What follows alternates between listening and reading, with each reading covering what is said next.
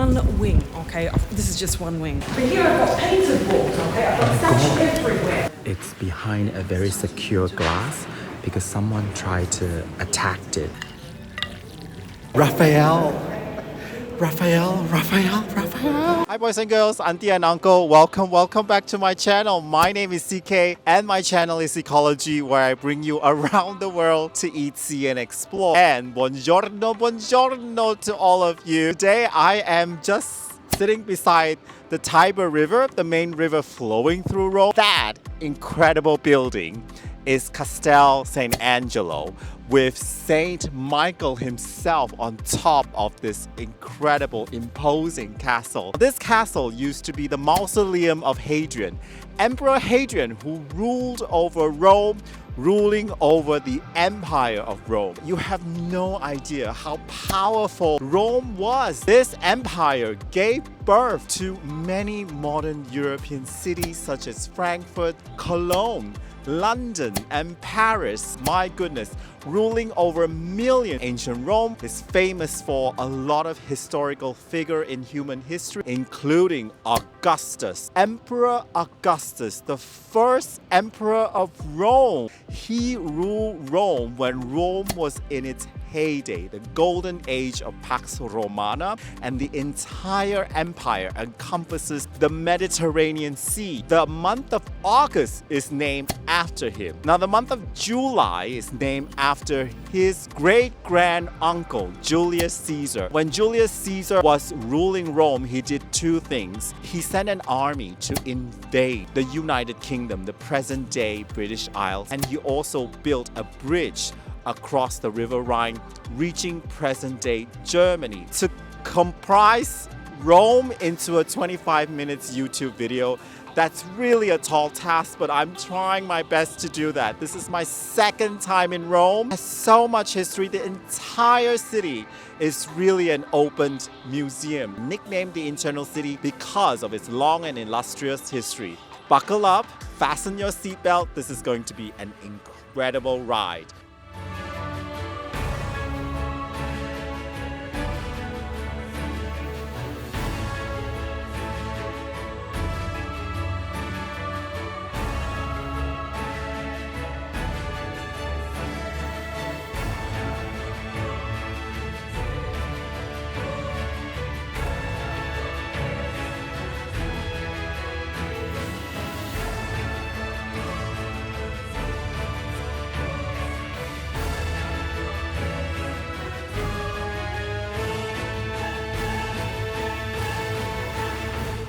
Day has not yet begun. The dawn has just break here in Rome. It is 6:30 in the morning and I woke up just to take this special tour. The first stop I wanted to bring you all is of course the Vatican Museum. This is probably the most important museum in Europe. The works of Michelangelo, Raphael. I remember the last time I was in the Vatican Museum, I could hardly walk. Now, one of the tips I can give to you, if you want to visit the Vatican Museum at a more leisurely pace, is to join the early tour. The early tour begins 7 a.m. and you have to be here like 6:55 to like register. Costs a little bit more, but highly recommend because you are not squeezing in the crowd. I haven't even had breakfast, coffee. I had to wake up at 5:30, but it's all going to be worth it. And that's the entrance.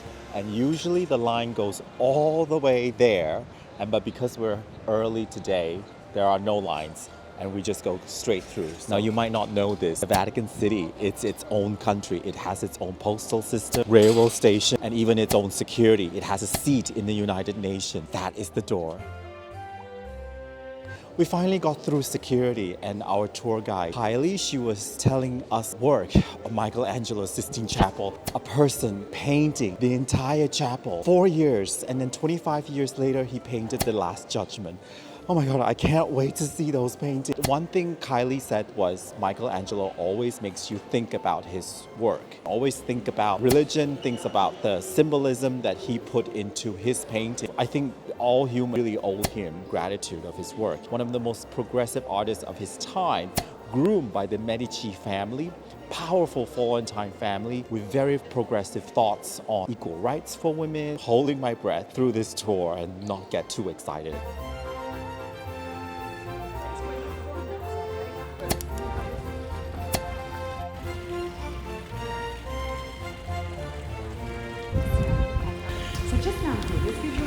Ladies and My gentlemen, God. this is just one wing of Roman antiquity. But here I've got painted walls, okay? I've got statues everywhere. There is no single centimetre which is not decorated. To show how much money you've got, how much power you've got, you can amass all of these collections.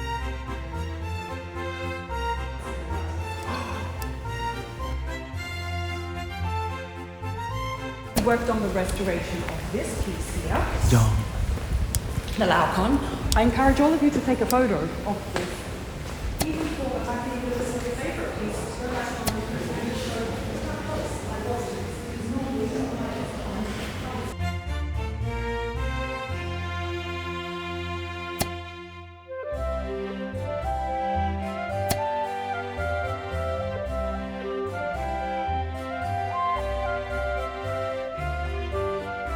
Every room, every apartment, it's so grand, it's so huge. I don't know how they put all these statues together. There must be hundreds and thousands of them. The largest collection of Roman time statue is right here, and all of these statues are gigantic. The tiles from the bathhouses in Rome, they're so exquisite, so beautiful. This statue hall is madness. 20,000 items. I think it will take me a year to get through this hallway. It's absolutely crazy.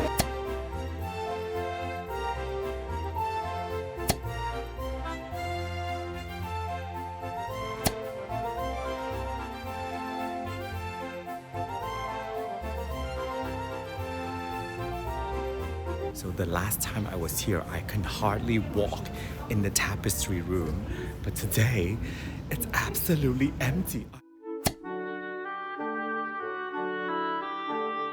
And this is my favorite gallery, the map room. I'm obsessed with maps. These incredible maps. The ceiling is incredible. And there is no one here in the map room.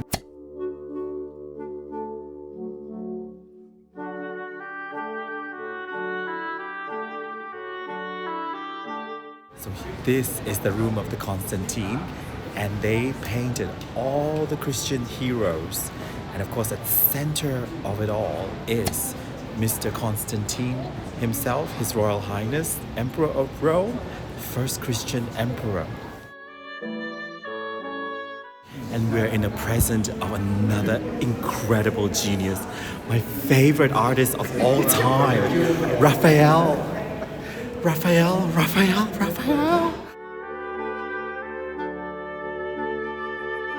So the room of Heliodorus is this room. He worked on it for about 4 years, and the colors are just so vivid, so incredible. You have no idea. This room is just filled with all these incredible vivid colors. The school of Athens, it really needs no marketing. This painting I saw when I was a little kid, and I thought to myself, my God, one day I really want to see the real thing. And now I've seen it again twice. How lucky I am. This is the most incredible painting there is. Raphael painting all the incredible Greek philosophy, mathematician, anyone is up there in this painting. The school of Athens depicting actually all the geniuses alive during the Greek civilization. A few moments just to have. I know, just it's almost like clear your mind. Yeah. It's just too much. You need the coffee. This is like We're just attacked by all these colors and it's amazing. I know. and figures is just too much. Like now I'm used to it, but even still for me, sometimes by the time I get to that last room of Raphael, I have to look at the ground because it's so much. I know. And I'm really, because I can really take in all of that. We're still in this same Pope's apartment. You see, Oh wow. detailing in the wooden carving as we come around the Sistine Chapel. Just finished looking at the Sistine Chapel, and now we are at the Vatican, and there is a Christmas tree. The whole architect is like hugging you, making you feel welcome. Most of it is, of course, Michelangelo's himself, who designed these incredible, the largest church in the world. The saints like welcoming you into the church.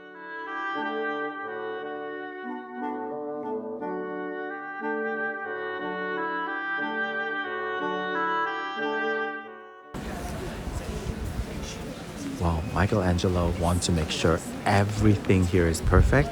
He's a very religious person, a follower of Jesus, and of course, this was his work.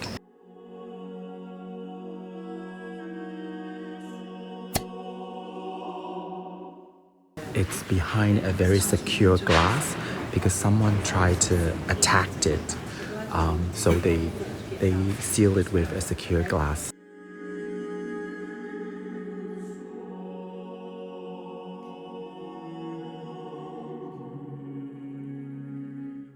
Oh, there's a nativity scene. Wow, for Christmas in the Vatican. How cute.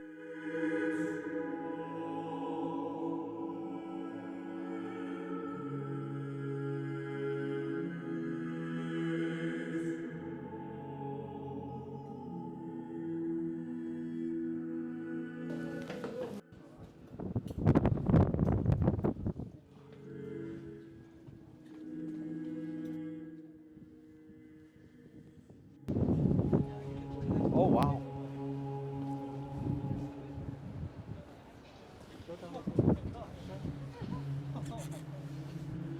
Wow.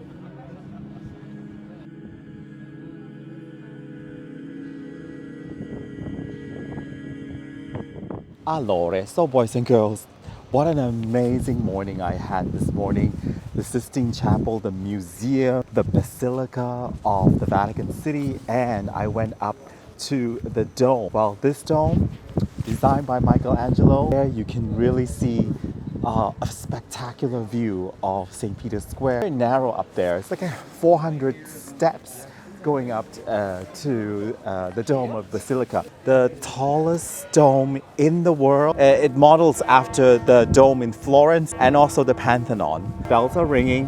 Here's a nice platform you can see. And everybody should see this incredible structured city, piazza, whatever you call it. It's a church, it's a school, it's a religious center. And it's the work of many geniuses together, especially Michelangelo. This really is a story of Michelangelo, and you are surrounded by his lifetime work. He was the most famous sculptor, the most famous painter, and a marvelous architect, really the trinity of being a legendary artist. Do this tour early in the morning, or try to find, I don't think there's a shoulder period, but try to find a period where there's lesser crowd and you can take in all this incredible work of Michelangelo and Raphael. Now, a lot of us from Asia will be definitely jet lagged when we travel from Asia to Europe. You'll wake up at like 5 a.m., 6 a.m. in the morning. Believe me, that is a very good thing, because when you wake up early in the morning, take advantage of that and come and see places like this. This, ladies and gentlemen, Fontana di Trevi.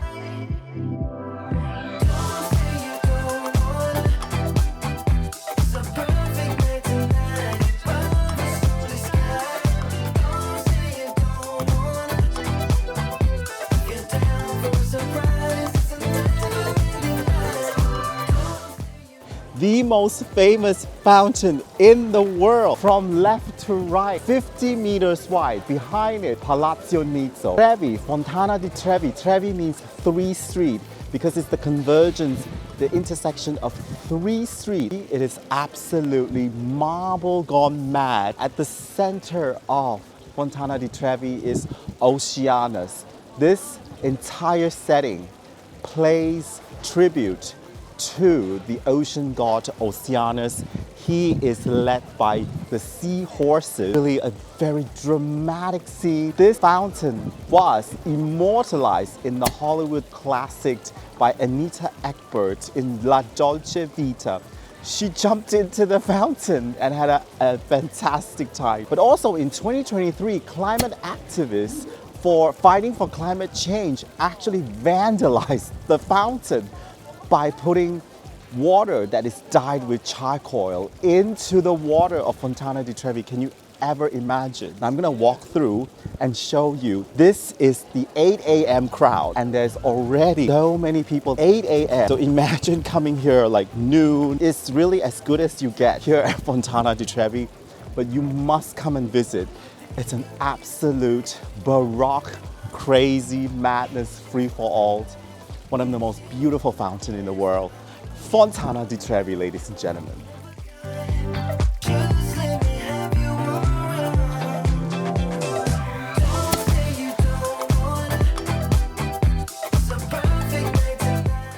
I just wanted to be careful. I wanted to trip. I am walking down the most famous steps in the world. Here we are. You wake up early in the morning, come to the Spanish steps. Named the Spanish step because it's in Piazza Español. Up there is the Church of Trinity, whose patron used to be the Bourbon King of France. And it's near Christmas, so there's a Christmas tree decorated by Dior at the moment, immortalized by the Hollywood classic movie Roman Holiday, starring Audrey Hepburn and Gregory Peck. And it is absolutely gorgeous. This grandeur staircase just flows down to the Spanish piazza. One of the best catwalk in the world. It really is the perfect setting for a fashion catwalk. The last fashion show was 2022 with Valentino presenting the winter and autumn collection. This really is a must, and it's very, very pretty now because there's a beautiful white Christmas tree.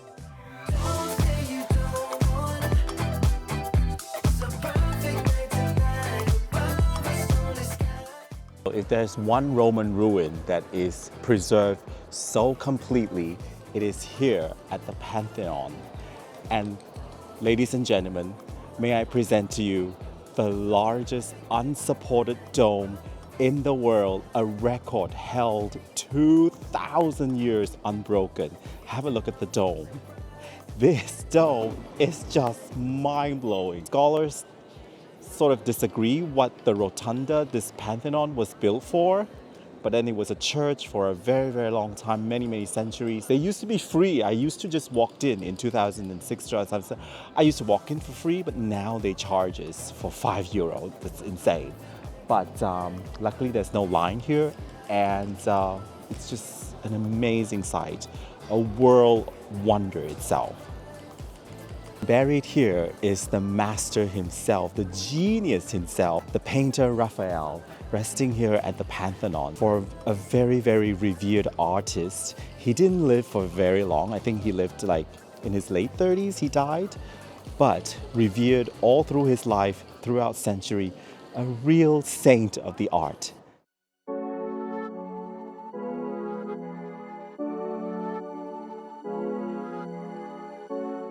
The Roman Empire had 77 emperors, but I think the most famous emperor of them all, Emperor Nero, the personification of evil himself, very much hated by the citizens of Rome, and I can't blame them. He did kill his own mother. Now, Emperor Nero lived in a 3-floor luxurious villa, and this villa is called Domus Aurea.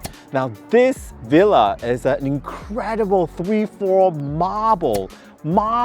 colorful marble, opulently decorated, looking out at the garden, looking out at the artificial lake that was once the Colosseum. After Nero died, Emperor Trajan sealed it off and converted it into a thermal bath. It was not until 1,500 years later that the Renaissance artist, rediscovered the villa, and now it's the museum Domus Aurea. Of all its rooms, the octagonal hall was by far the grandest. This incredible chamber served as a banquet hall and had 5 dining rooms branching off it, with waterfall cascading down the back wall. Flower petals and perfume were rigged to fall from the richly decorated ceiling too. But the really amazing things about the octagonal hall was that it revolved. Yep. Day and night, the flamboyant food hall rotated around its axis as petals fell from above and waterfall cascaded all around it. Sit back and imagine that. Historians say the whole mechanism was powered solely by water. There are just so many things to see here, but there are a lot of gallery and museum that has often been overlooked, such as this one. This palazzo is actually one of the largest palazzo likely here in Rome. This palazzo is now a museum. It's called Galleria Doria Pamphili, owned by the Pamphili family. They are one of the richest family in Rome at the time, and they have amassed a lot of great treasure, and I'm going to show you some of the treasure today, including a special painting from the Spanish painter Velázquez.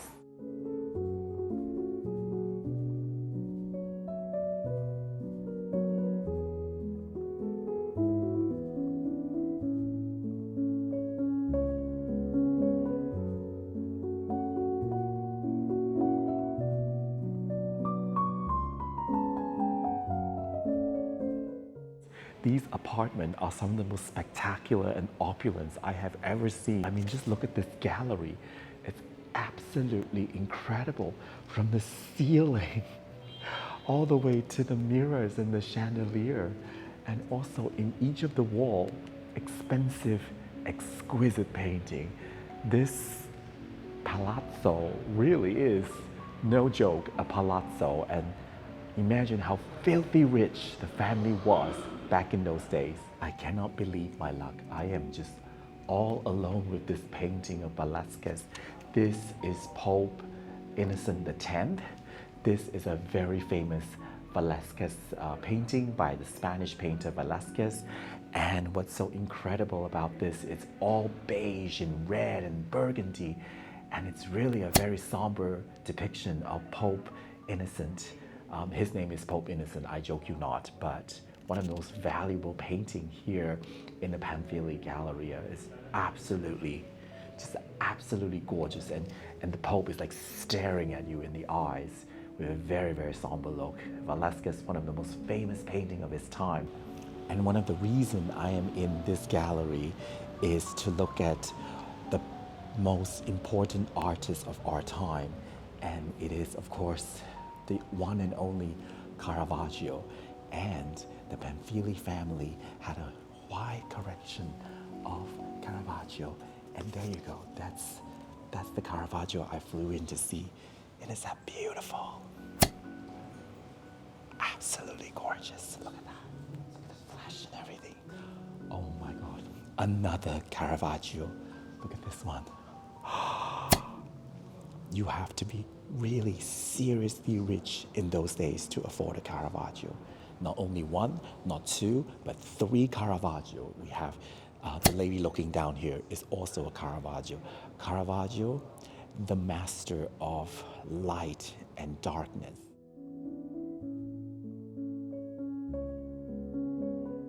Well, this palazzo will certainly make any billionaire feels poor these days. I mean, the amount of things this family had is just insane. But the next section of this video, I'm going to talk about the public transport of Rome. Rome has the most chaotic traffic in Europe, and it's best you prepare to take public transport. Rome's public transport is operated by ATAC. The ATAC system, they call it ATTAC by the local, includes the metro underground, urban railway trains, and trams. The Rome Metro is a rapid transit system that operates here in the capital. It started operation in 1955, making it the oldest in the country. The metro comprises of 3 lines: A, orange, B, blue, and C, green, which operates on 60 kilometers of route serving 73 stations. The Green Line reaches Fiumicino Airport, which I'll get to a bit later, on the Leonardo Express. The other important stations are Colosseum, where you reach Colosseum on the Blue Line, Orange Line for Spania, where you will reach the Spanish Steps, all three line reaches to Termini, which is Rome main train station.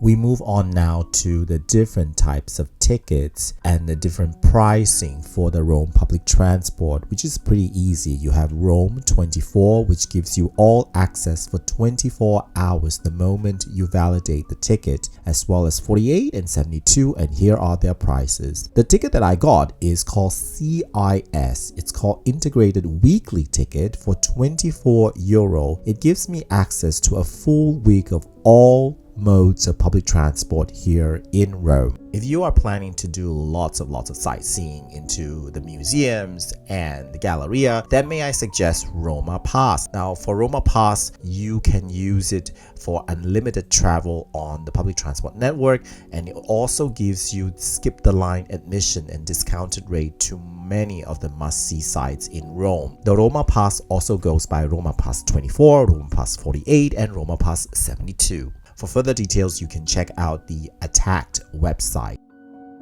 If you're flying in from Fiumicino Airport, then please use Leonardo Express train. This modern express train runs every 15 minutes on peak hour and gets you to Rome Termini Central Station in 32 minutes.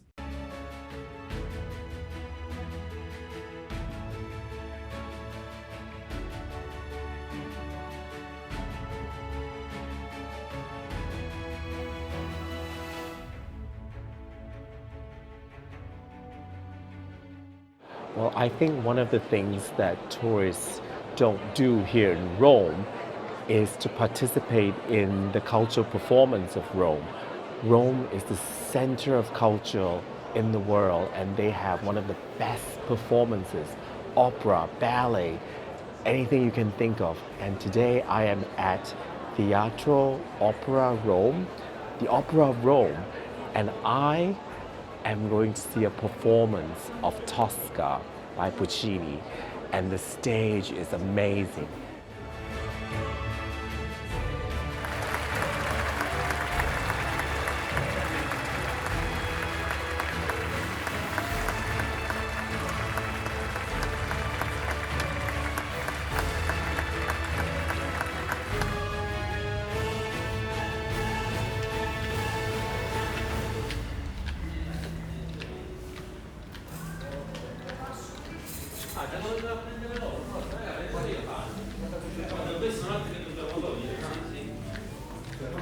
Prego. 19?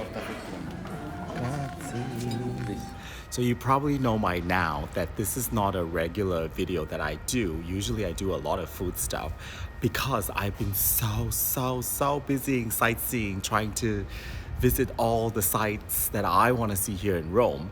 But if there's one place that I want to recommend you for food, is this restaurant behind me. It's a very historical restaurant, over 100 years old. Il Vero Alfredo, more than 100 years old. Alfredo fettuccine is not a very popular dish in Malaysia or Singapore, but it is very popular in America and Europe. And this restaurant, supposedly the restaurant that invented fettuccine Alfredo. Now the story goes, the wife of the cook just gave birth to their baby, and she didn't have much appetite after giving birth to the baby, and the cook invented this dish, putting I think extra butter for the wife to heighten the wife's appetite again. And the whole wall of this restaurant is full of celebrity, presidents, kings and queens. They all came here for Alfredo fettuccine Alfredo they came for, and you must make reservation. They only open at 7:30, very Latin time.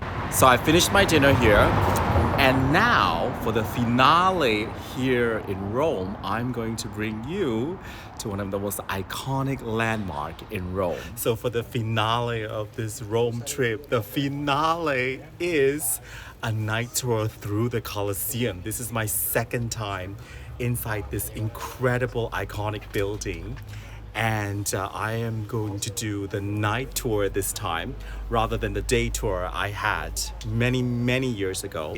It sits nearly 50,000 people, and it's really the landmark of Rome. the landmark of ancient Rome. So I'm in the green tour for the night tour. I cannot wait for this to happen.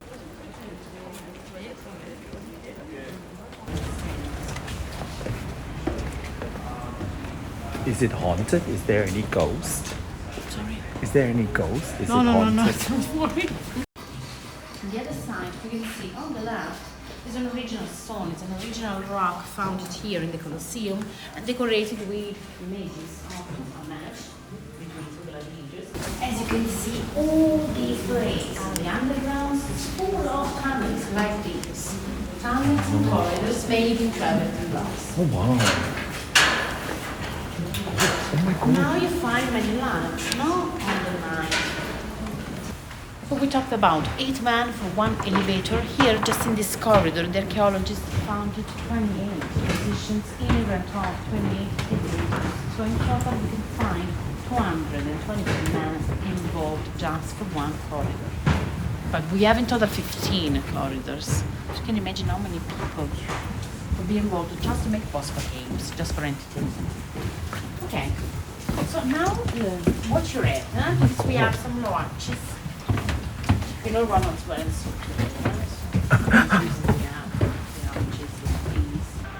So this is the real center of the Hypogeum and the real center of the World Monument, the real center of the Colosseum. It's a great spot for pictures. Yeah, oh my god. Okay. Take a look on the floor because we have, for example, here very huge portion of the original Wow. pavement. The original pavement of the underground from 80 years, very, very heavy. And it's a special technique that they used by Romans, made in bricks. It's called opus spigatium. It seems like a hero form, like a fish form. And was used most of all for the outdoor Wow. places in contact. And probably were positions for archers. So the archers killed all the animals passed over them. So boys and girls, auntie and uncle, what an amazing night tour this is. I have no idea how amazing this night tour is. I highly recommend. We really went through every facet of this incredible building, starting down from below, moving all the way up to the arena itself, overlooking the emperor's box. Right there is where the emperor sits. This magnificent building, I have not been back for so many years and I have forgotten how grand this entire structure is. This is the symbol of the Roman Empire at its height. And my gosh, the games they play here really represent the excesses of the empire. They used to flood the arena, do naval battles, and they also have animals fighting each other, animals eating humans.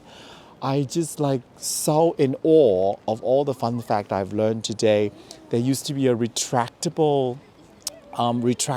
ceiling, retractable roof that were pulled by all the different soldiers.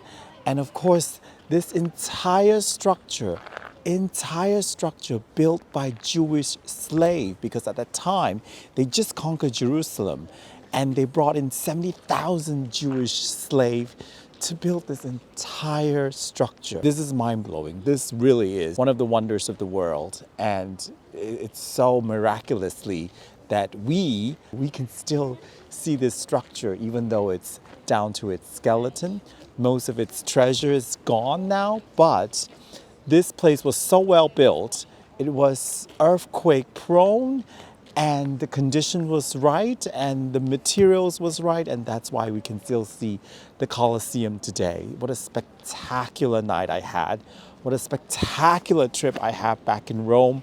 I came to Rome in 2007 with my brother and now I'm back. I'm so glad I'm back. I miss Rome so much, especially during the pandemic. I'm like, I have to come back to Rome, and here I came back at last. Thank you for watching this video. I hope you like all the things that I brought you here in Rome. I hope you visit Rome, and if you had visited Rome, I hope you come back, because this city is really an open air museum. Lots of new things to discover every time you come back. For the first timer, this city will overwhelm you, awe you. Thank you for watching this video, and thank you for following me here to Italy. I will see you in my next video. I hope you stay well. Until my next video, goodbye from the Colosseum in Rome, Italy. Bye.